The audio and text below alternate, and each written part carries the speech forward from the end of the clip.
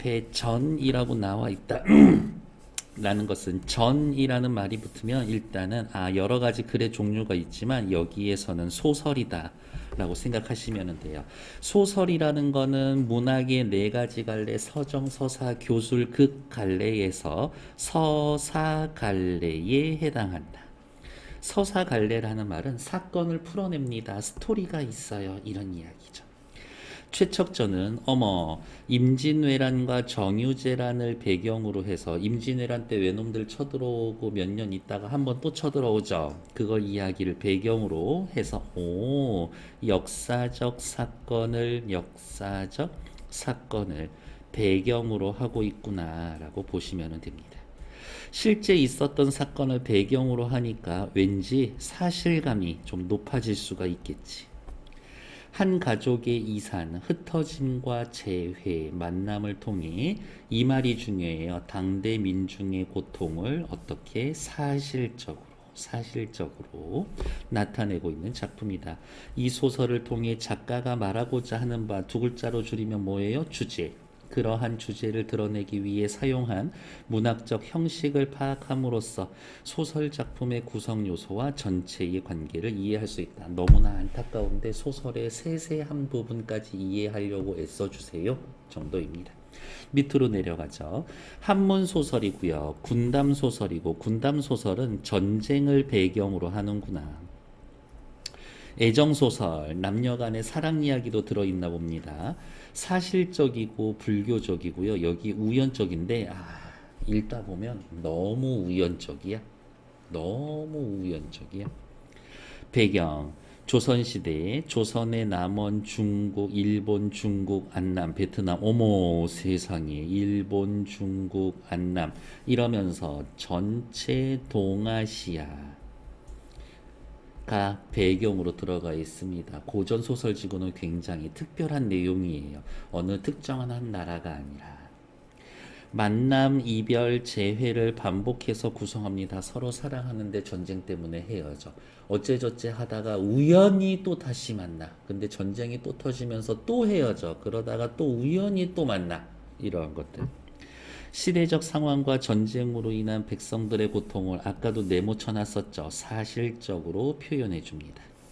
실제 있었던 전쟁을 시대 배경으로 합니다. 그래서 사실성 높여준다고. 조선뿐만이 아니라 중국, 일본, 안남 등으로 공간 배경이 동아시아로 확대됩니다. 주제는 언제나 중요한 얘기죠. 외우고 있어야지. 전란으로 인한 가족의 이산과 재회 라고. 밑에 짜임은 전체 줄거리니까 조금 있다가 읽을 시간 드릴게요가 얘네들 읽어 놓으시면 되겠고요. 이 소설은 임진왜란과 정유재란 등을 배경으로 한 가족의 이산과 재회를 통해 당시 민중의 고통을 사실적으로 나타냅니다. 앞에 다 나왔었던 이야기니까 패스. 이 작품은 우연적 요소의 사건이 전개된다라는 한계. 너무 우연적이야 말씀드렸지. 우리나라는 물론 중국, 일본, 안남까지 배경이 확장되었다. 그리고 이거야. 웬만한 고전 소설에서 전쟁 군담 소설이면 엄청 영웅이 나와서 칼 한 번에 한 200명씩 모가지 댕강댕강 하는데 얘네는 금방 그런 게 아니라 평범한 사람들이죠. 평범한 인물을 주인공으로 내세웠다.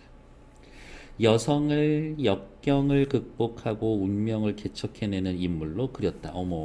고전 일반적인 소설과 달리 여기에 나오는 여성은 굉장히 적극적이야. 주체적이지. 조선과 중국인의 혼인이 그려져 있다라는 등 기존 소설과 다른 진취적인 사상을 담고 있습니다. 밑으로 내려오시고요. 소설에서 배경의 기능, 배경에다가 네모. 배경은 기본적으로 시간적 배경과 공간적 배경이 있을 텐데요. 사건이 일어나는 시공간, 시대적 상황을 무대로 소설을 이루는데 꼭 필요한 요소다. 공간, 시간 없이 사람이 사건을 저지를 수가 없거든.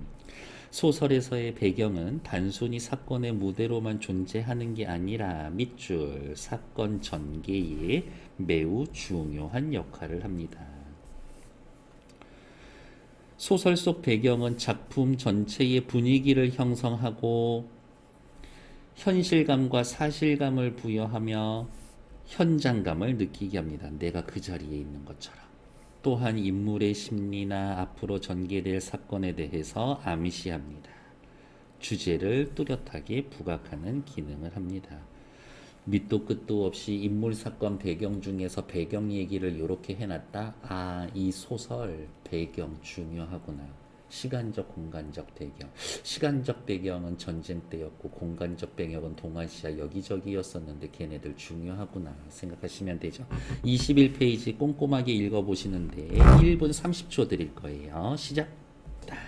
손이 늘 바쁘셔야 합니다. 최척전 고전 소설이었고요. 남원 사람인 최척은 남원 전라도 남원. 남원 하면 제일 유명한 사람 누구니? 춘향이 살던 데가 남원이지. 주말에 가면은 거기 무슨 그런 관광단지 있는데 공연에 뮤지컬처럼 이렇게. 근데 그 등장하는 그 엑스트라 같은 배우들이 전부 다 그 동네 주민들이 할머니 할아버지들. 그렇게 하더라고. 주말에 가면 공연 볼 수 있어요. 남원 공간적 배경을 구체적으로 서술합니다. 현실감을 부여해. 아, 이 소설 공간적 시간적 배경 중요하다라고 했었는데 배경에 관련된 거 따로 체크. 남원 사람인 최척은 중심인물이죠. 부친이 친구인 정생원의 집에 공부를 하러 다니다가 정생원의 친구 친척이자 과부인 심씨의 딸 오경에게서 구애의 쪽지를 받는다. 오, 최척이 중심인물. 오경이도 중심인물. 그런데 어머 세상에 처음에 러브레터 먼저 보내준 거 누구야? 오경이지. 오경이가 뭐라고? 적극적이라고. 여성임에 불구하고도 적극적이었구나. 오경의 적극적인 성격. 그 후 책척은 오경과 편지를 주고받으며 사랑을 확인하고 따지면은 어때요? 둘이서 자유연애하고 있는 거지. 그럼 밑에다가 이렇게 씁시다. 자유연애. 지금은 뭐 특별할 거 없지만 이 시절에는 엄청 특별한 일이었었지. 정생원에게 혼담 주선을 부탁합니다. 두 사람은 마침내 약혼을 하게 되지만 혼인날을 기다리던 중 최청이 외병의 침입을 받기 위해 의병으로 전쟁을 나가게 됩니다. 자유연애하면서 사랑했었는데 어머 전쟁으로 인해서 의병으로 나가게 되면서 이별하게 되는 거지. 요게 일종의 시련이 될 거다. 혼인날이 지나도 그가 돌아오지 않자 심씨는 부잣집 아들인 양생을 사위로 맞이려고 하고도 합니다. 어머, 혼담에 좀 문제가 생기고 있는 거죠. 이러한 모티브를 뭐라고 이야기를 하냐? 혼담 장애 모티브, 혼담 장애 모티프라고 이야기를 합니다. 하지만 최척은 끝까지 기다려 오경은 최척을 끝까지 기다려 혼인을 하고 첫 아들을 몽석을 낳아서 행복한 나날을 보냅니다. 시련이 극복이 됐죠. 그러던 중에 정유재란이 일어나서 다시 헤어지게 되죠. 밑에 체크, 시대적 배경, 최척의 가족이 헤어지게 된 원인 이런 거지. 임진왜란 때문에 한번 헤어졌는데 다시 만났다가 정유재란 때문에 또 헤어졌죠. 정유재란으로 인해 최척과 오경은 또다시 헤어지게 됩니다. 그러면 아하 옆에다가 당구장 표시 땡땡땡땡. 이 소설은 개인 대 사회 혹은 운명이라고 하면 안 되지. 개인 대 사회의 갈등 구조를 보여주고 있는 거구나. 개인의 운명에 사회가 끼어들고 있어요. 이렇게. 여기까지는 괜찮은가? 정유재란 때문에 이제 최척이 또다시 전쟁에 끌려나가게 됐겠지. 자, 그때 마침 명나라 장수가 기병 10여인을 이끌고 남원석에 나와서 금석교 아래에서 말을 시키고 있었다. 갑자기 명나라 장수 나오는 거 보니까 얘가 왠지 중요한 역할을 할 것 같은데 최척은 의병으로 나가 있었을 때 임진왜란으로 전쟁 끌려갔었을 때 꽤 오랫동안 명나라 군대와 접촉한 경험이 있어서 중국말 조금 할 수 있었어요. 최척은 명나라 장수에게 자기 일가가 모두 해를 입은 상황을 말하고 의탁할 수 없고 기댈 곳이 없게 된 자신의 신세를 하소연한 뒤 전쟁 때문에 우리 가족이랑 모두 헤어지고 저는 갈 데가 없어요. 저 좀 어떻게 도와주시면 안 될까? 중국에 따라가 은둔하고 싶다라고 말을 했다. 명나라 장수는 여유문. 이 아저씨 꽤 오랫동안 많이 나올 거예요. 주목해 놓읍시다. 그 말을 듣고 측은히 여겨서 최척의 뜻을 가련히 여겨 이렇게 말을 했다. 여기까지 내용은 뭐예요? 최척이 여유문한테 저 좀 어떻게 보살펴 주시면 안 될까요? 하소연했더니 나는 오나라 총병의 천총 여유문이라고 하오. 집은 절강성 요흥에 있는데 가난하지만 먹고 살만하지. 인생을 알아주는 사람을 만나는 게 중요하니 먼 곳이건 가까운 곳이건 국적이라든지 국적을 신경 쓰지 않죠. 관계하지 않습니다. 이게 이 소설의 특징 중에 하나예요. 우리는 하나. 자기 마음 가는 곳에 논일고 머물다 물음이지 하물며 구석진 땅에 머물며 옹색하게 살 이유가 무엇 있겠소 라고 하면서 최척의 부탁을 들어주고 있습니다. 너무 잘 들어주는 거 아니야? 이렇게 이윽고 최척에게 말을 한 필 주어서 이 시절에 말을 내줬다라는 건 엄청 잘 대해주겠다 이거지. 자신의 진영으로 데리고 갔습니다. 이제 최척은 어떻게 조선의 병사로 전쟁에 끌려 나왔지만 명나라 진영에 있게 된 거지. 최척은 용모가 빼어나고 생각도 주도면밀하여 활쏘기와 말타기를 잘하는 데다가 문장에도 능했으므로 하면서 누구에 대해서 최척에 대해서 이야기를 해주죠. 최척은 이런 사람입니다 라고 하면서 요거 중요합니다. 인물의 성격을 직접 제시했다라는 말에다가 별표. 이 말이 왜 중요하냐? 또 그림 위에다가 또 체크할게요. 저 사람은 어떤 사람입니다 라고 하면서 인물을 제시하는 방법은 크게 두 가지가 있는데 인물 제시 방법, 저 사람은 어떤 사람입니다 나타내는 방법이 두 가지. 첫 번째, 인물에 대해서 직접 제시할 수 있고, 두 번째, 간접 제시할 수가 있습니다. 직접 제시는 저 사람 어떤 사람이에요처럼 방금 본 것처럼 여기 용모가 빼어나고 생각이 주도면밀하고 말타기와 활쏘기를 잘하고 문장에도 능했다. 글을 잘 썼다. 대놓고 어떻게 해요? 말해주기 라고 이야기를 합니다. 말해주기. 어떤 사람이에요? 말해주기 영어로 하면은 뭐예요? telling이라고 이야기를 하고요. 말해줍니다. 어떻게? 서술을 통해서. 간접 제시는요. 어떻게 그 사람이 하는 말과 행동을 통해서 추측할 수 있게 해주는 거죠. 또라이 짓 하는 거 보여주는 거지. 착한 짓 하는 거 훌륭하다라는 거 보여주는 거죠. 그래서 간접 제시는 다른 말로 보여주기. 보여주기는 영어로 뭐라고 해요? showing이라고 이야기를 하죠. showing은 어떻게 합니까? 그 사람이 하는 대화나 행동을 묘사함으로써 대화나 행동을 묘사함으로써 어떤 놈이구나. 흥부는 태악질을 부리는 악당이었다라고 하면 직접 제시고, 흥부가 하는 꼬라지를 보면 호박밭에 말뚝박기, 똥 싸는 놈 주저앉히기, 임신한 여자 앞에 가서 개 잡기, 우물에다가 똥 풀기, 와 이거 미친놈이네 라고 추측할 수 있게 해주면 그거는 간접 제시이라는 거죠. 다시 내려올게요. 여유문은 이런 최척을 매우 아껴서 한상에서 밥을 먹고 이불을 덮고 잠을 잘 지경이었다. 왜 남자 둘이서 같이 이불 덮고 자지? 사랑엔 국경이 없으니까요. 그렇다고 둘이서 사랑하는 사이는 아니야?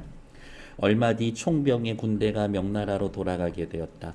여유문은 최척을 전사한 병사 한 사람 대신 명부에 끼워 넣어 국경을 통과하게 된 뒤, 지금으로 따지면 뭐야? 여권 위조하는 거야.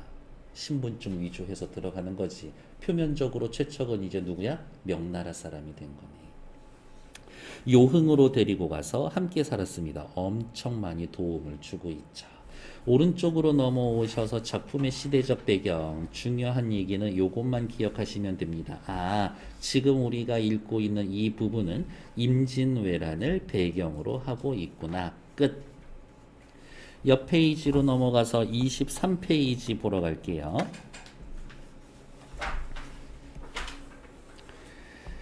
작품의 시대적 배경은요. 시대적 배경 체크. 임진왜란, 정유재란. 임진왜란 때문에 헤어지게 되죠. 밑에다가 요렇게 쓸까? 1차 이별. 정유재란 또 밑에다가 쓸까요? 2차 이별. 이쯤 되면은 사람들이 생각하겠지. 전쟁 징글징글하다. 라고요. 밑으로 내려오시면 2번 주요 등장인물의 성격. 오경이는 어떤 성격입니까? 내 남자 내가 고르겠어. 적극적인 인물. 강인한 의지와 지혜로 전쟁의 역경을 극복한다라고 했는데 아직은 나타나 있지는 않죠. 옆에 최척이는 전쟁과 이산의 고통에서도 사랑과 행복을 쟁취하려고 합니다. 최척이 아까 뭐라 그랬지? 잘생기고 말 잘 타고 활 잘 쏘고 글도 잘 쓴다고. 그런 인물 뭐라 그래요? 제자가인. 뜻은 재주 많은 남자, 아름다운 여인, 이런 거지. 저예요. 죄송합니다. 오경에 대한 사랑과 의리가 깊습니다. 밑에 최척이 도와주는 사람 누구? 조력자 체크, 여유문이라고 하는 사람들. 명나라 장수 조선국경을 통과할 수 있게 도와줘서 중국으로 데려가고요. 인물됨과 재주를 아껴서 의형제를 맺었고 최척과 누이 동생의 혼인을 제안할 정도로 우와 여동생하고 결혼할래? 이 정도면 진짜 좋아하는 거지. 이렇게. 최척을 신임합니다. 최척의 조력자예요. 여유문 조력자. 요 말 자체만 기억하시면 돼요. 공간적 배경이 확대되고 있습니다. 어디에서? 조선에서 중국으로. 밑에 이것만은 꼭 최척과 오경은 무엇으로 인해서? 전쟁으로 인해서 헤어지게 됩니다. 오경은 소극적이고 소심하다? 아니요. 엄청 적극적이죠. X. 최척은 여유문의 도움으로 여유문 밑에다가 한 번만 더 쓸게요. 도움을 주는 사람, 힘을 주는 사람, 조력자. 중국으로 가게 됩니다. 오케이, 됐어. 옆에 23페이지 방금 읽은 핵심 정리 다시 읽을 시간 딱 1분 드릴 거예요. 시작.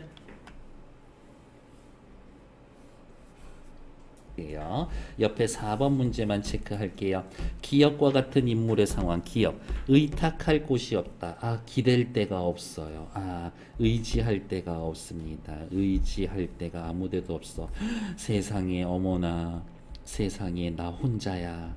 세상에 나 혼자야. 이런 거하고 상관없는 거 찾으시면 되죠. 사고 묻힌 동서남북 살펴봐도 아는 사람이 없어. 괜찮아. 고립무원, 고립돼서 구원해 줄 데가 없어. 괜찮아. 혈혈단신, 혼자 몸입니다. 괜찮아. 사면초가 동서남북에서 초나라 노래가 불려오고 있어. 적들에게 전부 다 애워싸워져 있지. 나 완전 죽을 것 같은데. 사면초가 괜찮아. 정답은 5번. 맥수지탄. 요거 사자성어는 잘 기억해 놓으세요. 아마 졸업하실 때까지 한 400번 정도 듣게 되실 거예요. 맥수지탄 무슨 뜻이냐? 나라가 망해서 슬퍼. 나라가 망해서 슬퍼. 요게 맥수지탄입니다. 네. 대부분 시조에서 보시게 될 텐데 고려 말에 고려 충신들이 고려 망해서 너무 슬퍼. 거기에서 엄청 많이 보시게 될 거다. 다음 페이지 24쪽 넘어갈게요. 아마 중간쯤 하다 보면 이거 미친 거 아닌가? 이 소설 안 끝날 것 같은데 라는 느낌 들 때쯤 끝날 거예요. 두 번째, 이에 앞서서 앞부분에서는 최척의 이야기, 이제 뒷부분에서는 최숙과 심씨의 행적에 대해서 나오는데 한번 살펴볼게요. 이에 앞서 최척 일가가 외적에게 붙잡혀 섬진강에 이르렀을 때의 일이다. 은근슬쩍 남원에서 섬진강으로 공간이 이동을 했습니다. 아직까지는 조선 국내야. 외적은 최척의 부친 최숙과 장모 심씨가 늙고 병들었다고 여겨 감시를 소홀히 했었다. 두 사람은 외적의 감시가 태만한 느슨한 틈을 타서 갈대밭에 몸을 숙였다. 와 진짜 용감한데? 외적이 떠난 뒤 마을을 돌아다니며 구걸을 하다가 연곡사에 이르렀습니다. 연곡사에 갔더니 어떻게 스님들이 먹여주고 재워주나? 그러면은 좋지. 그런데 밑에 보세요. 최숙과 심씨가 몽석이를 만나게 됩니다. 몽석이 누군데? 최척이 아들. 이렇게. 근데 만나는데 어떻게 만나? 우연히 만나. 우연성이 드러나. 벌써부터 나오죠. 우연히. 그런데 연곡사 승려의 방에서 아기 우는 소리가 들리는 게 아닌가. 몽석이의 울음소리. 심씨가 울면서 최숙에게 말했다. 어떤 아이의 울음소리이길래 우리 손주 소리와 똑같을까요? 애 우는 소리 다 똑같이 뭐. 최숙이 급히 문을 열고 들여다보니 예의 없어. 하지만 그냥 이 시절에 다 그랬어. 괜찮아. 과연 몽석이었다. 뭐라고요? 과연 몽석이었다. 다시 한번 우연성이 드러납니다. 최숙은 우는 아이를 품에 안고 한참 어루만졌고 잠시 최숙이 승려에게 물었습니다. 이 아이를 어디서 데려왔어? 최숙이죠. 이 아이를 어디서 데려왔소? 혜정이라는 승려가 앞에서 나오며 이렇게 대답을 했다. 예, 제가 길가의 시체 더미 속에서 울음소리를 듣고 불쌍하여 거두었습니다. 라면서 역시 어떻게 그 수많은 전쟁터 사람들 죽어나가는데 갓난애기 혼자서 살아남아 있지. 역시 우연성. 하지만 여기에서는 전쟁의 참혹성이 드러납니다. 라는 것도 같이 체크. 암튼 외놈들 용서하면 안 된다니까. 이렇게 3.1절에 다 태극기 걸었어요? 그래요. 혹 아기의 부모가 찾아오지 않을까 기다렸는데 과연 이렇게 되었으니 어찌 하늘의 도움이 아니겠습니까? 수능 모의고사에는 이제 나오지는 않는 문제지만 교과서 내신 문제에는 늘 사자성어 문제 나오죠. 천우신조, 하늘이 돕고 귀신, 조상님, 신령이 도와줍니다. 하늘의 도움이 아니겠습니까? 꽝 하면서 느낌표. 앞으로 느낌표 나오면 영탄적이구나. 감탄하는구나. 라고 생각하시면 됩니다.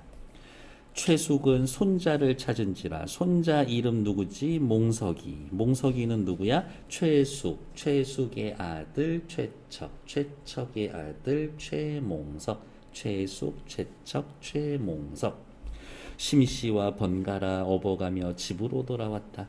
그리고 부리던 종들을 다시 불러 모아 살림을 꾸려 나갔었다. 강인한 우리 민중의 생명력 같으니라고. 이때 오경은 이제 주인공 여성인 오경의 행적이죠. 다단락은 좀 주의해서 보셔야 될 겁니다. 어머, 자 여기 봐. 최척이 있지. 오경이 있어. 최척의 아버지 최숙이 있고 오경이 엄마 심씨 있죠. 요렇게 둘이, 그 다음에 요 밑에 둘 사이에 있었던 손자 몽석이하고 셋이 이렇게, 그 다음에 중국의 최척이 가 있고 주인공 여성인 오경이는 이제 어디가 있어? 그거 얘기해 줄 거예요. 일본으로 건너갈 거예요. 이때 오경은 외적 돈우라는 자에게 붙잡혀 있었다. 외적이니까 무조건 나쁜 놈, 그거는 아니야. 여기 체크. 외적 돈우, 오경의 조력자. 남녀 주인공 둘 다 조력자를 만나는구나. 도누라는 자에게 붙잡혀 있었다. 도누는 늙은 병사로 외놈인데 나쁜 놈의 새끼. 그건 아니야. 살생을 하지 않는 불교 신자였다. 다행이다. 본래 장사꾼으로 항해에 능숙해서 외장, 소서, 행장, 외놈들이 그를 섬장으로 발탁을 했다. 전쟁 갈 거니까 어부들 일로 와. 배 태워서 우리 병사들 조선으로 실어 날라. 거기에 이제 끌려갔었던 거지. 도누는 명민한 똘똘한 오경이 마음에 들었다. 그래서 혹 달아날까 좋은 옷과 맛난 음식을 주어서 그를 안심시키려고 했었다. 오경은 물에 빠져 자살할 생각으로 몇 번이나 배에서 빠져왔지만 그때마다 들켜서 뜻을 이루지 못했다. 왜? 가족을 잃어서 슬프니까. 근데 오경이 엄청 눈치가 빨라서 여성임에도 불구하고 지금 남장을 하고 있는 상태야. 이렇게. 그때마다 죽을래는데 죽지도 못했죠. 어느 날 오경의 꿈에 장육불 부처님이 나타나서 이렇게 말을 했습니다. 라고 이야기를 하고, 장육불 옆에 뜻 보면 장육불상, 높이가 1장 6척이 되는, 그러니까 한 3m 30 정도 되는, 이렇게 중국 단위로 따지면 한 3m고 우리나라로 따지면 한 3m 30 정도 될 거예요. 아무튼 3m 정도 되는 부처님이 나타나서 이렇게 말을 했다. 이 소설에서는 불교 사상이 반영이 되어 있구나. 나는 만복사에 붙여다. 죽어서는 안 된다. 훗날 반드시 기쁜 일이 있을 것이다. 라고 하면서 빨간색으로 체크. 오경의 꿈에 장육불이 나타나서 말을 해주죠.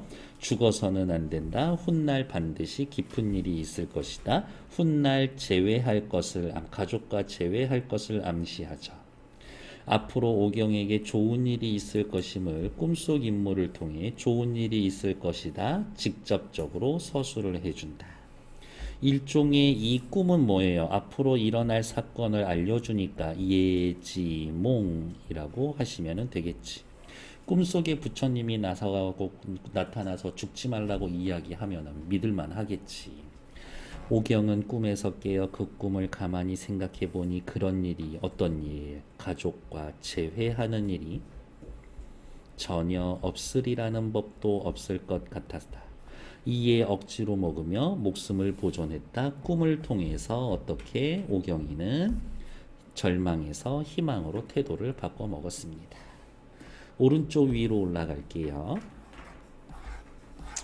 고전 소설에서의 나타난 우연성 드러나는 부분, 최척에 붙인 최숙과 장모 심씨가 전람 중에 만난 손주 몽석이를 우연히 만나는 부분. 밑으로 내려가죠. 최척전의 우연성. 또 다른 이름이 기우록이래요. 기이한 만남에 대한 기록. 근데 여기에서의 기이한 만남은 밑에 우연성이 기대가 됩니다. 방금 읽은 거 1번 최척의 부친과 장모가 연곡사에서 손자 찾는 거 너무 우연이지. 안남에서 최척이 탄배와 오경이 탄배가 같은 포구에서 정박하여 두 사람을 만나게 됩니다. 이런 느낌이지. 조선 있죠? 명나라 있고요. 지금 외놈들 나라 외에 요렇게 있지. 여기 명나라에 최척이가 있고 외놈들 나라에 오경이가 건너가 있는데 최척이는 최척이 나름대로 안남에 장사하러 가고 오경이는 오경이 나름대로 그 같이 끌고 갔었던 도누라는 일본인하고 우연히 안남에 가고 이렇게 가서 또 만난다고. 이렇게 당신 여행 갈 거 여행 가고 나도 여행 갈 거 여행 갔는데 베트남에서 우연히 만난 거라고. 그렇대요. 그쵸. 여행지에서 저 만나고 싶진 않죠. 다음 안남에서 최척이 탄배와 오경이가 만나게 됩니다. 그 다음 최척이랑 맏아들 몽석이가 나중에 포로 수용소에서 만나. 근데 또 이 장면도 조금 재미있는 게 서로 처음에는 몰라봐. 이렇게. 근데 나중에 우연히 알게 돼. 그리고 또 거기서 풀어줄 사람을 또 만나.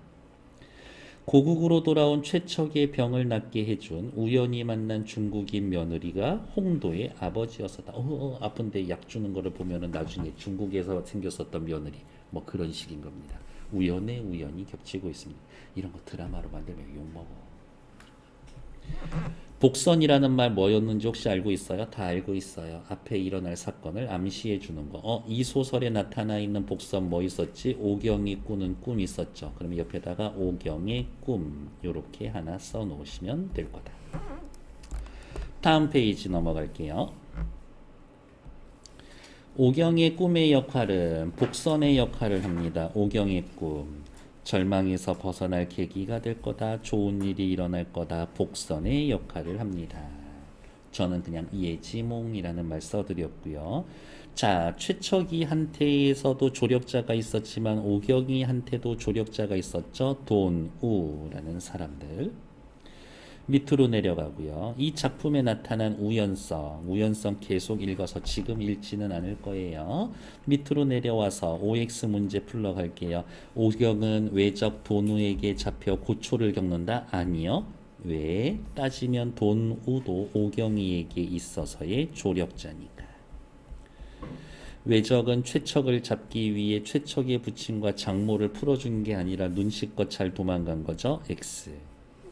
최척의 부친과 장모가 문웅석을 만난 것은 우연입니다.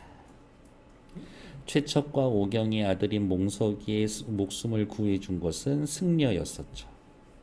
전쟁에서 가족과 뿔뿔이 헤어진 오경은 자살을 시도하지만 실패합니다. 그렇죠. 그러다가 꿈이죠. 삶의 태도가 절망에서 희망으로 바뀌게 된 건 뭐라고? 이름절 한 글자로 쓰세요. 꿈. 끝. 방금 읽은 핵심 정리하고 왼쪽 날개 부분에 있었던 내용들 꼼꼼히 읽는데 1분 드릴 거예요. 시작.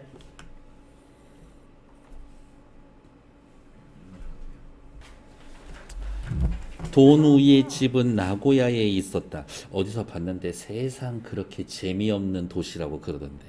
이렇게. 그렇다고 합디다. 나고야에 있었다. 늙은 아내와 어린 딸만 있을 뿐 집안에 달리 남자가 없어 오경을 집에 살게 하되 아내와 딸이 있는 내실에는 출입하지 못하게 했었다. 왜? 아까 말씀드렸잖아요. 체크. 오경이 남자인 줄 알고 있었기 때문에. 오경이를 왜 남자인 줄 알고 있었을까? 이 아리따운 여성이 아니라 수염나는 여성이었나? 그렇진 않아요. 아까 이야기한 것처럼 남장하고 있었다고. 똘똘한 거지. 전쟁 나면은 제일 모욕당하고 그렇게 되는 것들이 다 여성들인데. 도누를 속여서 이렇게 말했다. 오경이 대사예요. 저는 남자지만 본래 체격이 왜소하고 병이 많은 약골이라 조선에 있을 적에도 젊은 남자들이 하는 일을 하지 못했습니다. 남자지만 바느질이나 밥 짓는 일만 할 수 있지 다른 일은 할 수가 없습니다. 남장을 하고 도누를 속이고 있습니다. 이런 거. 아유, 이게 사내 자식이 사내 구실도 못하고 저거 어쩐디야 라고 하면서 도누는 퍽 가련히 여겨 오경에게 사우라는 이름을 붙여주고 배를 타고 장사하러 갈 때마다 항해장 일을 맡겨서 중국의 복건성과 절강성 일대를 함께 돌아다녔습니다. 요거는 중요해. 오경이 이후에 최척을 바다에서 만날 수 있게 된 이유. 돈우가 장사하러 안남까지 베트남까지 가는데 오경이를 데려갈 수 있었던 근거가 조금 밑밥을 깔아놓는 거지. 이런 식으로. 자, 오늘은 안남으로 갈 건데 처음으로 한번 나랑 같이 가볼티요? 이렇게 이야기하는 게 아닌 거지. 이렇게. 뭐 중간에 뭐 이제 배멀미가 있으면 이런 데서도 좀 고칠 수도 있었겠죠. 여러분들 다들 배멀미 하니? 거기 멀미할 만큼 그렇게 배 탈 일이 없죠. 이렇게. 배멀미 하면 어떻게? 그냥 무조건 바닥에 누워 있어야 돼. 하고 한 몸이 돼서. 먹은 것들 다 이야 하고 고기밥 주고 뭐 그렇다고요. 밑에 이때 최척은 이제 또 최척의 스토리로 넘어가네. 이 소설의 구성은 주요 인물들을 배치해 놓고 각각이 겪었었던 일 해서 나중에는 이렇게 모일 거예요. 그렇게 흘러가는 거지. 가끔 그런 영화들 많이 있잖아요. 얘네들 막 지들끼리 따로 흩어져서 다른 일 하는데 결말에 보면 애들이 다 얽혀 있는 것들. 이런 영화들. 그런 영화 재밌어. 좋아.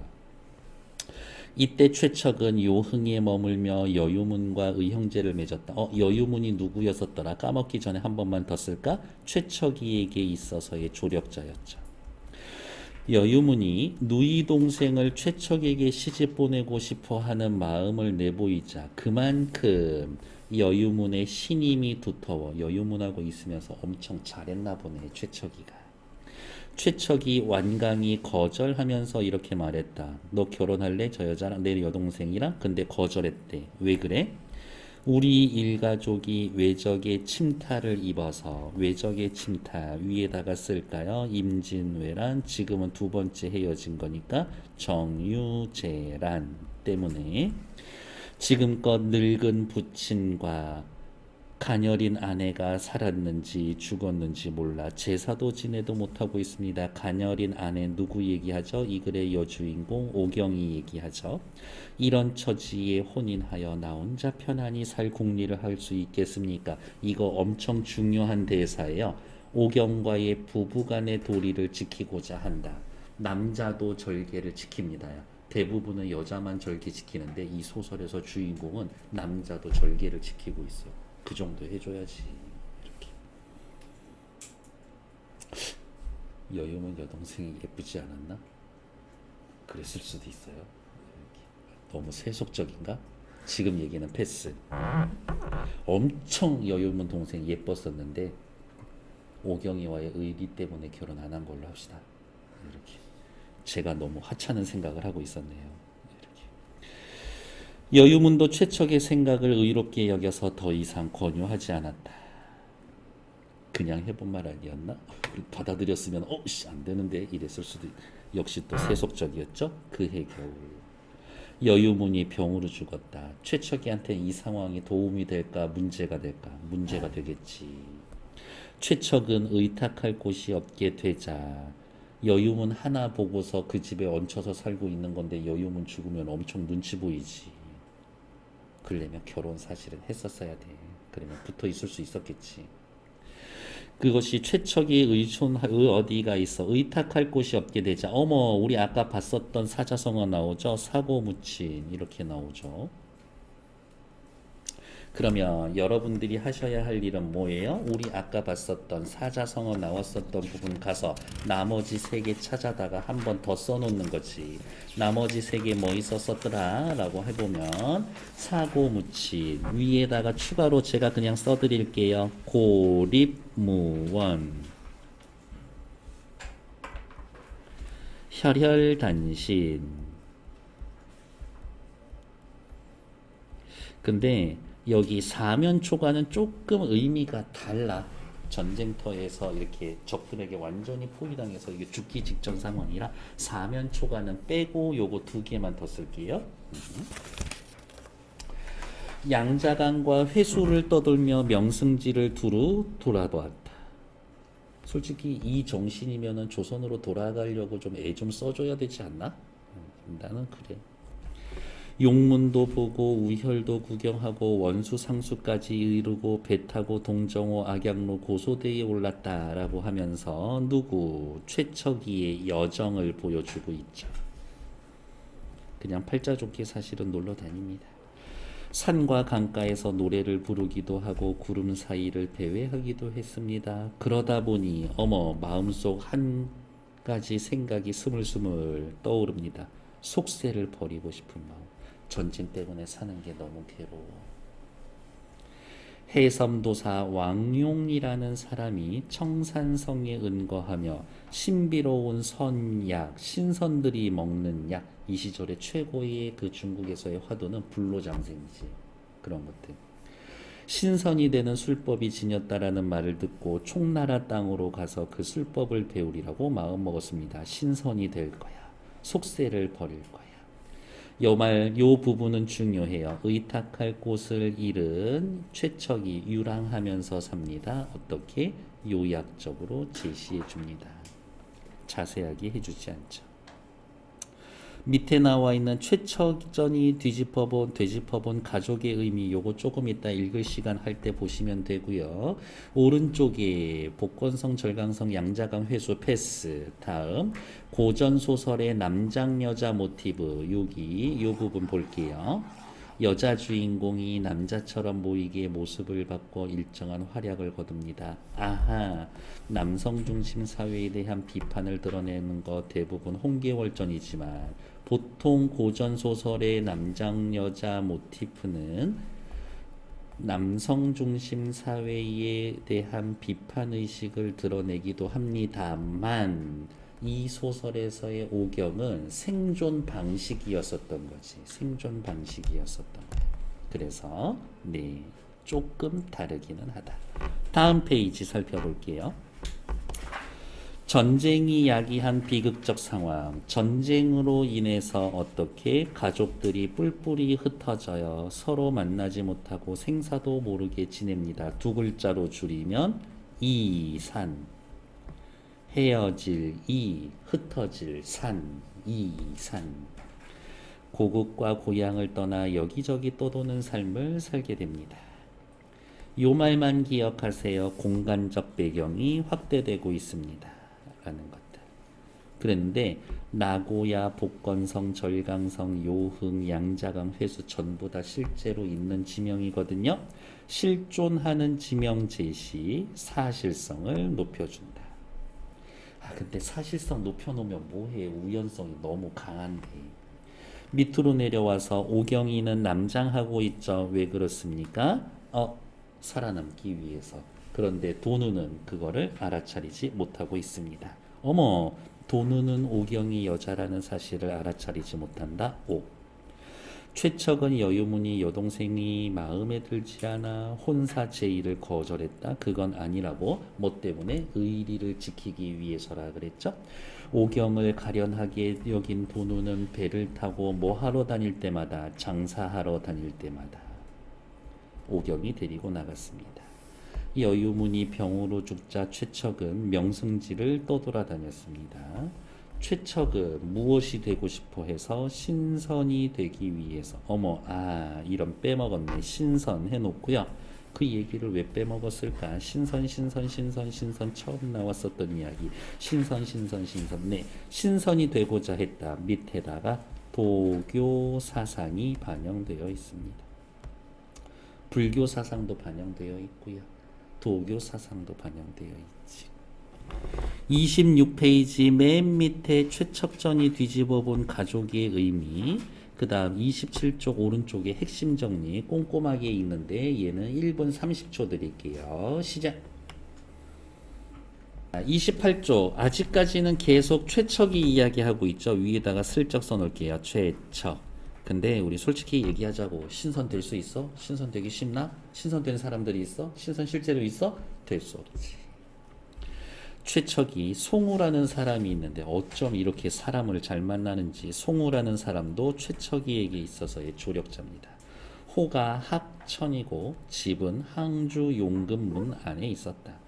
경전과 역사에 해박하고 공을 세워 명성 떨치는 일을 좋아하지 않았고 출세하고 유명해지는 걸 원하지 않았고 저수를 업으로 삼았다. 작가야. 남에게 베풀기를 좋아하고 의기가 있었다. 이 정도면 송우라는 사람이 어떤 사람입니다라고 대놓고 얘기해줬죠. 송우의 성격을 직접 제시해줍니다. 미리 옆에 체크 보고 갈게요. 다시 한번 인물 제시 방법, 직접 제시. 저는 옆에다가 몇 개 더 써드렸죠. 텔링, 말해주기, 간접 제시, 쇼잉. 옆에다가 또 쓸까요? 보여주기. 직접 제시는 서술자가 인물의 성격, 심리, 모습을 직접 설명하는 방법, 직접 알려주기 때문에 상상력이 제한됩니다. 그러면 단점만 있나? 장점이 있지. 사건 전개를 빨리 할 수가 있어요. 간접 제시. 큰일 날 뻔했네. 간접 제시, 보여주기, 쇼잉. 인물의 행동과 대화를 통해 성격, 심리를 간접적으로 제시합니다. 직접 나서지 않기 때문에 상상력을 자극해서 극적 효과를 낼 수가 있습니다. 이렇게 좋은 점만 있나? 단점은 사건 전개를 좀 느리게 합니다. 그 정도의 단점도 있다. 그래서 이렇게 소설 같은 거를 보면 직접 제시, 간접 제시 어떤 걸 더 선호하는 작가인지, 그런데 작가의 문체들이 좀 티가 날 거예요. 이렇게. 최근 소설들은 너무 이런 간접 제시 묘사에 집중하는 것 같아가지고 별로 땡기지를 않아. 이렇게 개인적인 취향이에요. 이렇게. 최척과는 서로 직이라고 인정하는 사이였는데, 직이 오른쪽 밑에 보면 직이 지우, 속마음을 참되게 알아주는 친구. 서로 속마음을 아니까 서로 생각이 다를 일이 없겠죠. 밑에다가 똑같은 비슷한 뜻으로 막, 역, 지우. 거스름이 없는 친구 사이. 이렇게 사자성어도 하나 확인할게요. 최척이 촉당으로 가려 한다라는 말을 들고 촉당으로 가려고 했어요. 뭐 하러? To be 신선. To be 신선. 되도 않는 영어 쓰고 있네. 신선이 되기 위해서. 술을 들고 찾아왔었다. 술을 마셔서 얼큰이 취하자 송우가 최척을 친근하게 자로 부르면서 대답했다. 친구들 사이에서의 부르는 이름, 그냥 별명 같은 거죠. 백승, 이 세상을 살면서 누군들 불로장생을 바라지 않겠는가마는 고금, 예전과 지금 천하에 어디 그러한 이치가 있단 말인가. 신선, 그런 거 헛소리야. 야, 진시황도 신선 되려고 했었어. 너 황제야?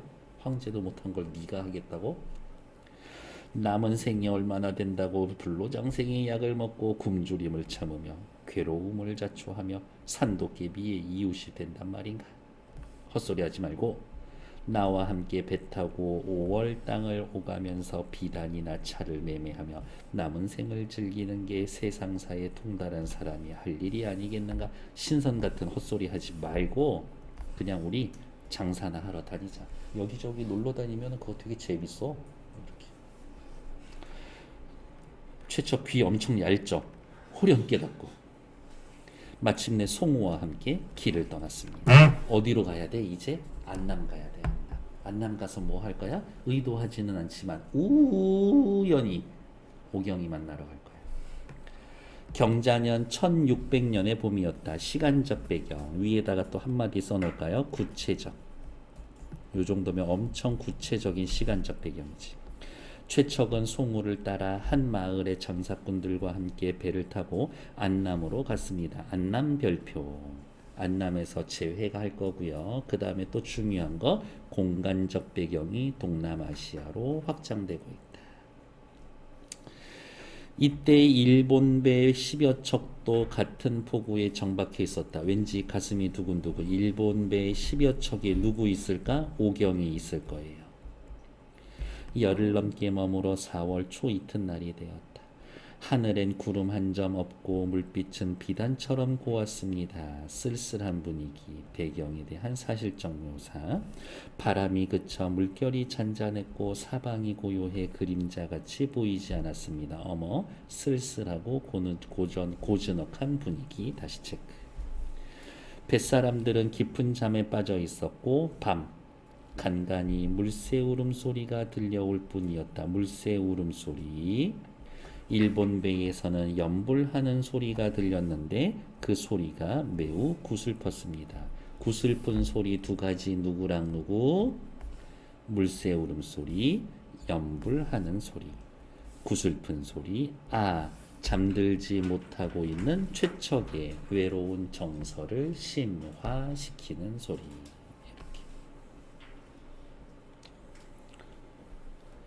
최척은 홀로 선창에 기대어 자신의 신세를 생각하다. 자신의 신세는 뭔데요? 이산 가족이지. 이산. 짐꾸러미 안에서 퉁소를 꺼내 슬픈 곡조의 노래를 한 곡조 불러 가슴속에 맺힌 슬픔과 원망을 풀려 하려 했었다. 빨간색으로 체크. 퉁소. 노래를 한 곡. 이렇게. 근데 이 노래를 아는 사람이 세상에 둘밖에 없어. 당연히 최척이랑 오경이겠지. 최척의 퉁소 소리는 퉁소 소리 다시 빨간색 체크. 중요해요. 하늘과 바다에 애처로운 빛을 띠고 구름과 안개도 수심에 잠긴 듯 했습니다. 누가 근심 걱정에 빠져 있어? 구름과 안개도 수심, 근심에 잠긴 듯 했습니다. 수심에 잠겼어요. 구름과 안개가 의인법 쓰였고요. 뭐뭐인 듯 했다라면서 직유법도 쓰여져 있지. 즉 이렇게 생각하시면 돼요. 최척의 슬픔과 가족에 대한 그리움을 자연물의 감정이입하여 제시했습니다. 감정이입의 대상 찾으세요. 구름, 안개. 구름, 안개. 저 구름처럼 저 안개처럼 나 지금 너무 우울하고 외로워요. 뱃사람들도 그 소리에 놀라 시끄러 임마가 아니라 서글픈 표정을 지었습니다. 여러분들은 층간소음 다들 괜찮으신가? 우리 윗집에 할머니 너무 부지런해가지고 새벽 6시부터 걸어다니는데 왜 발꿈치로 걸어다니지? 이렇게.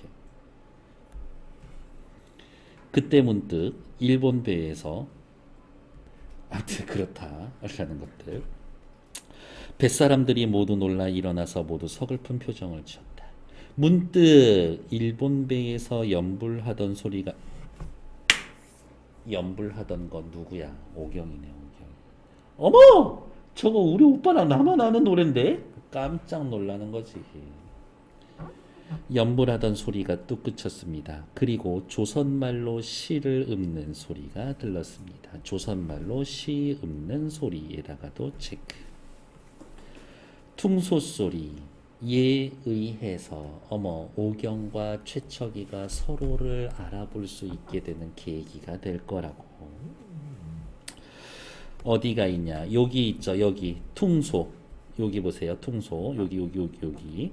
인물의 심리가 반영되어 있고 최척과 오경이 만나는 계기가 되는 매개체라고 확인하시면 됩니다. 퉁소 중요하구나. 옆 페이지 넘어갈게요.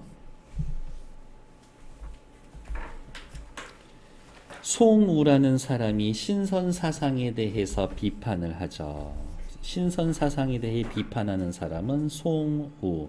야, 그딴 거 없으니까 장사하면서 인생이나 즐기자. 밑에 공간적 배경이 확대된다라는 거 확인하시면 되고, 이제는 어디로? 안남, 베트남으로 확인하시면 됩니다. 이런 것도. 요즘은 베트남도 물가가 엄청 올라가가지고 메리트가 없다고 그러더라고요. 물가가 엄청 올랐대. 그냥 한국에서 돈 쓰는 거랑 비슷하다고 그러던데. 밑에 장면의 분위기 구슬픕니다. 쓸쓸하고 고즈넉한 분위기, 구슬픈 정서를 불러일으킵니다. 아, 분위기 배경이 정서에 영향을 미치는구나. 그럼 옆에다가 또 이렇게 쓰셔야 될 것 같은데, 소설에서는 분위기 혹은 배경이 인물의 정서에 영향을 끼치는구나.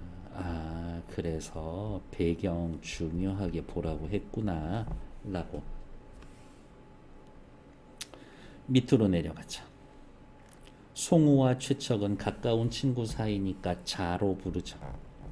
송우는 최척이 추구하는 신선사상을 긍정적으로, 아니요. 서술자는 송우의 성격을 직접적으로 제시합니다. 그렇죠. 최척은 송우의 권유에 따라 배 타고 다니면서 장사하고요. 아 부분에 나타난 배경은 안남이고요. 최척으로 하여금 구슬픈 정서를 불러일으키는 소리 두 개 있었는데 무슨 소리 있었지? 물새 울음소리. 하나 더. 연불하는 소리. 불교에 큰 뭐 그런 거는 없지만 이렇게 스님들 막 연불 외우는 소리 들으면 왠지 좀 경건하고 마음이 좀 평안해지고 그렇진 않나? 그렇지만 머리 갖고 스님 되고 싶은 거는 아니지만요. 뭐 이렇게 저는 종교가 따로 있는 거는 아니에요. 하지만 여행 가면 절이 있으면 꼭 가가지고 거기서 물 한 잔씩 마시고 오지. 그리고 기회 되면 절하고 이렇게 어디 절에 갔는데 막 해가지고 이렇게 막 해가지고 그냥 비싸네. 저는 훌륭하신 분이니까 절하고 있는데 갑자기 뒤에 스님이 나와가지고 그 죽비인가 그걸로 막 때리면서 막 그러면서 뭐 사악한 기운을 뭐 어쩌고 저쩌고 하는데 그냥 저는 감사합니다 하고 왔는데 나중에는 그게 돈 달라는 거였었더라고. 그런 절들도 있더라고요. 이렇게 29페이지에 나와 있는 핵심 정리 요거 읽어보시는데 역시 1분 드릴 거예요. 시작. 자, 또 계속 시작할게요. 왕자교에서 퉁소를 불 때 나지막하고 파란 바닷빛 파란 하늘엔 이슬이 자욱하네.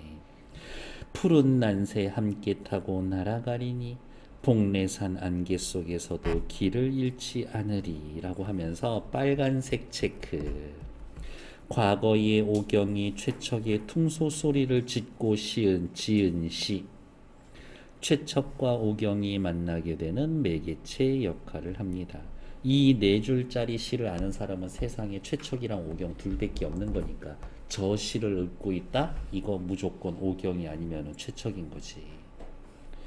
시 읊는 소리가 그치더니 한숨 소리. 아유, 내 팔자야. 최척은 시 읊는 소리를 듣고 깜짝 놀라 얼이 빠진 사람 같았다. 저도 모르는 사이에 퉁소를 땅에 떨어뜨리고 마치 죽은 사람처럼 멍하니 서 있었다. 왜? 시소리를 듣고 놀란 최척의 심리를 행동 묘사를 통해 표현했습니다. 그럼 우리 밑에 써줄 수 있다고. 뭐라고? 간접 제시라는 말 써줄 수 있어. 간접 제시. 송우가 말했다. 왜 그래 왜 그래? 거듭 물어도 말이 없었다. 세 번째 물음에 이르러서야 최척은 뭔가 말을 하려 했지만 목이 막혔다. 이 노래 하는 거는 오명난 거 없네. 눈물만 하염없이 흘리고 있었다. 역시 눈물만 흘리고 있었다. 간접 제시. 간접 제시에서 무엇을 나타냅니까? 충격과 놀라움을. 최척은 잠시 후 마음을 진정시킨 뒤 이렇게 말했다. 저건 내 아내가 지은 시일세. 우리 부부 말곤 아무도 알지 못하는 시야. 게다가 방금 시를 읊던 소리도 아내 목소리와 흡사해. 혹시 아내가 저 배에 있는 게 아닐까? 가슴이 두근두근 두근두근. 드라마로 들으면 다음 주 이 시간이지 여기에서. 그럴 리가 없는데 말이야 라고 하면서 오경과의 극적 만남을 예고하고 긴장감을 형성합니다. 그래서 소설에서 따지면 발단전개 위기 절정 결말에서 위기에 해당되는 부분이 되는 거지. 그러고는 자기 일가가 외적에게 당했던 전말을 자세히 말했습니다. 배 안에 있던 사람들은 모두 놀랍고 희한한 일로 여겼습니다. 이때 두홍이라는 사람이 있었는데 젊고 용감한 자였다. 젊고 용감했다. 요 정도면 직접 제시. 두홍이 잘 이름 기억해 두세요. 두홍은 최척의 말을 듣더니 의기 넘치는 표정이 되어 주먹으로 노를 치고 분연히 일어서서 말했다. 내가 저 배로 가서 사정을 살펴보겠소.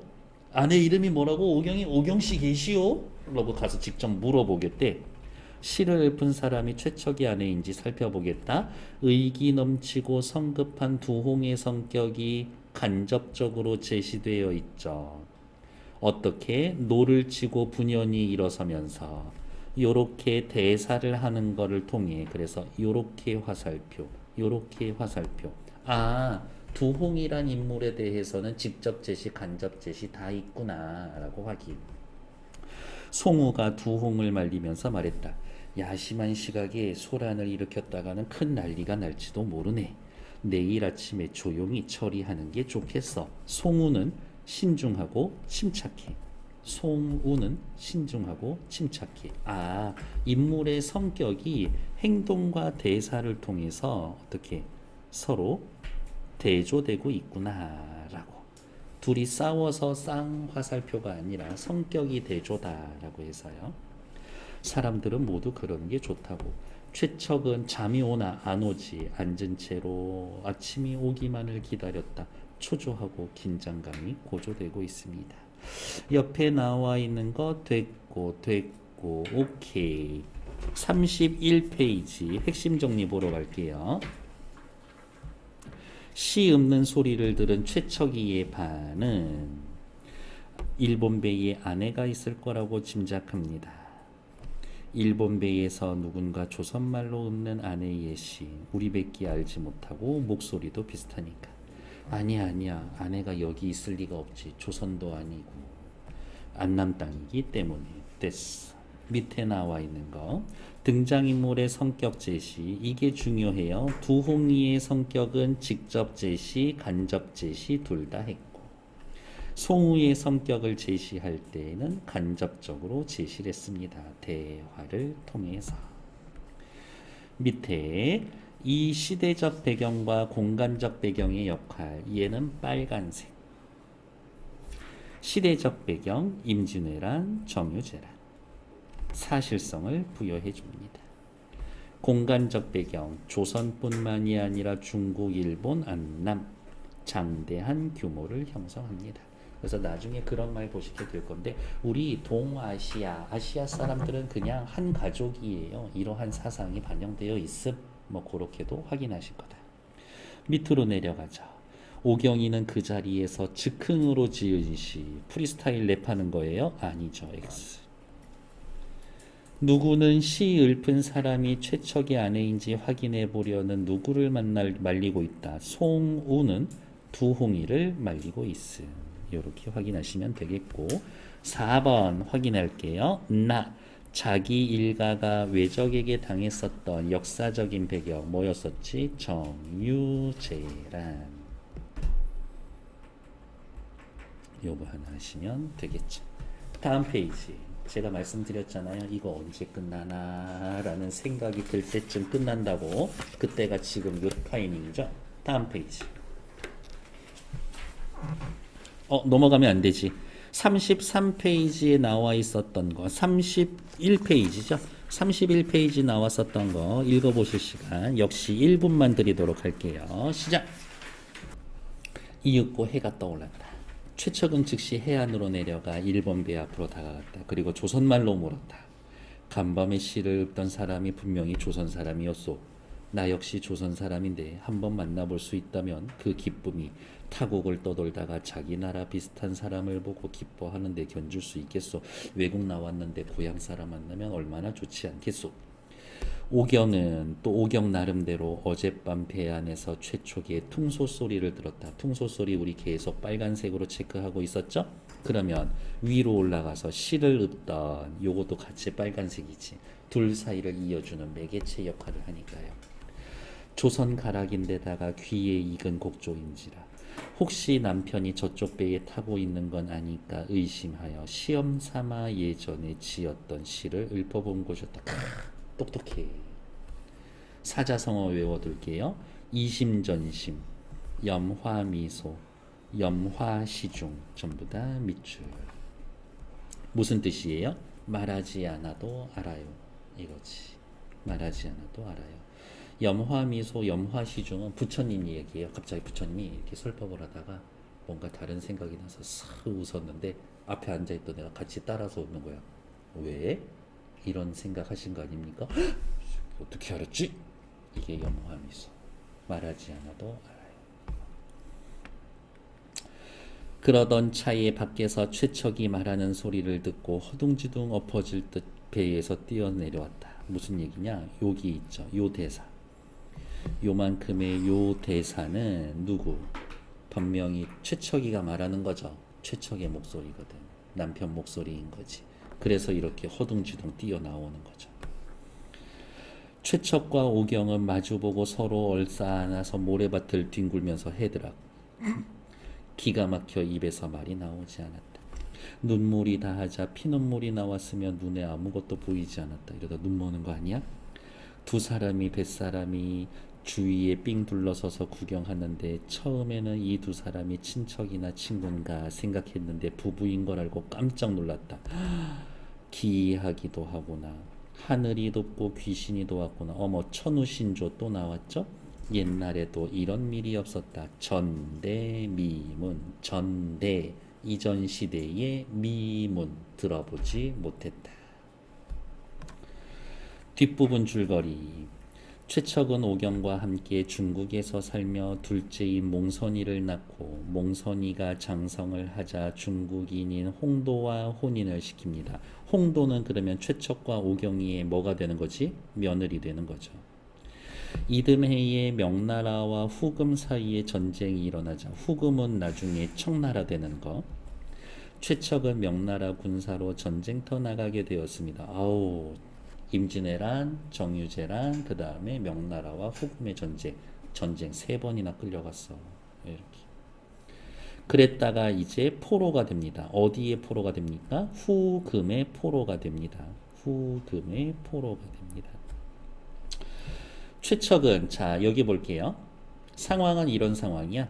명나라가 있고 후금 얘네들하고 이렇게 싸우고 있는데 명나라 군사로 최척이 끌려온 거고 명나라가 조선한테 이제 그 뭐지 군사를 요청했었던 거지. 야 동생 도와줘. 그래가지고 여기에서 누구 처다들 몽석이가 끌려오는데 몽석이도 어떻게 후금이 여기에서 몽석이는 여기에서 출발하고 후금의 포로 수용소에 누구 최척이랑 아들 몽석이랑 또 같은 감옥에 갇혀. 이런 상황인 거지. 이렇게 알아볼 수 있나? 못 알아보지. 몽석이 갓난아기 때 헤어졌었는데 포로 수용소에서 재회를 한다. 최척과 몽석은 수용소를 탈출하여 남원으로 돌아오고 여기에서 이제 처음에는 못 알아보는데 저기 몽석이가 몸에 붉은 반점이 아들이 이제 최척이 얘기해. 아, 난 첫아들이 있었는데 걔는 어떻게 됐는지 몰라. 몸에 붉은 반점이 있었는데 제 몸에 붉은 반점이 있는데요. 봤더니 아버지, 아들아 이렇게 이야기를 하고 그거를 보고 있었던 이 후금에 감옥을 지키고 있었던 간수는 또 조선 사람이야. 이렇게 얘네 둘이 전쟁 나기 전에 조선에서 너무 먹고 살기 힘들어서 여기 후금으로 갔었던 사람이야. 이렇게 거기에서 자리를 잘 잡은 사람이지. 난 원래 조선 사람. 너네들 이렇게 하는 걸 보면 정말 하늘이 천륜을 끊지 않는군 이라고 하면서 얘네 둘이를 몰래 풀어줘. 수용소를 탈출하여 남원으로 돌아오고 오경이도 몽선이 홍도와 함께 남원으로 돌아오고 여기에 남아 있었던 오경이 몽선이 홍도 배 타고 이렇게 와. 이렇게 몽선이가 막 말려. 어머니 거기 배 타고 가다 죽습니다. 배 요만한 배 우리 죽으러 가는 거예요. 아니다. 죽어도 고향에서 죽을 것이다 라고 하면서 몽선이가 또 홍도한테 얘기하지. 야 우리 엄마 좀 말려봐. 니네 엄마를 내가 왜 말려? 막 이러면서 어머니 하시는 대로 할 거야. 도와드리는 게 그게 효도지 하면서 여기 남원 땅으로 오고 여기에서의 탈출했었던 최척이랑 몽석이도 다시 고향으로 돌아오고 그리고 또 어떻게 된다? 또 만난다. 남원으로 돌아와 최척과 재회하면서 온 가족이 행복하게 삽니다. 체크 행복한 결말 고전소설의 특징 이렇게 되어 있습니다. 됐나요? 아무튼 마지막 부분도 또 읽으면 또 재미있어요. 이렇게 자, 이 소설 중요해요. 도움 최척전의 의의 별표 배경의 측면에서 우리 소설의 공간을 확대했습니다. 구체적인 지명으로 사실상과 현장감을 구현합니다. 인물의 측면에서 오경이를 통해 진취적인 새로운 여성상을 보여줍니다. 몽선이는 지금 따지면 어떻게 해요? 국제결혼한 거죠. 몽선이 중국인 홍도와 결혼한다. 세계를 보는 인식이 확장이 된다. 구성 측면에서 만남 이별 재회가 반복합니다. 그리고 일단은 제목만 기억해 두세요. 만남 이별 재회가 반복되는 우리나라의 엄청 유명한 소설이 있어. 우리나라 최초의 소설 중에 하나인 이생규장전. 물론 이생규장전은 비극적 결말이기는 해요. 근데 만나고 헤어지고 만나고 헤어지고 이게 반복되는 가장 대표적인 소설 중에 하나다. 후금 읽어보시면 되겠고 오른쪽 페이지 넘어갈게요. 최척과 오경의 재회의 매개 빨간색으로 우리 계속 체크하고 있었던 애들이네. 풍소소리, 시 읊는 소리 재회의 계기가 됩니다. 학교에서는 재회하는 계기, 재회하는 매개가 됩니다. 최척과 오경의 재회 과정 읽을 시간 드릴 거예요. 저는 이런 부분들이 좀 중요하지 않나 라고 봅니다. 오경이는 새로운 여성상이에요.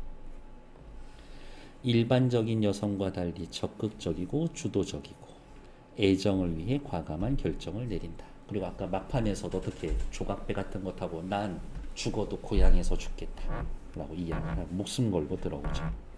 이 소설 작품은 어떻게 온통 우연성 이야기했었죠. 밑으로 내려와서 오경은 퉁소를 분 사람이 자기 남편인지 알아보기 위해 남편과 자신만 아는 시를 읊었다. 오경이 꿈에 나타난 장육불이 오경을 최척의 배가 정박하고 있는 폭우로 이끌었다? 그거는 아니지.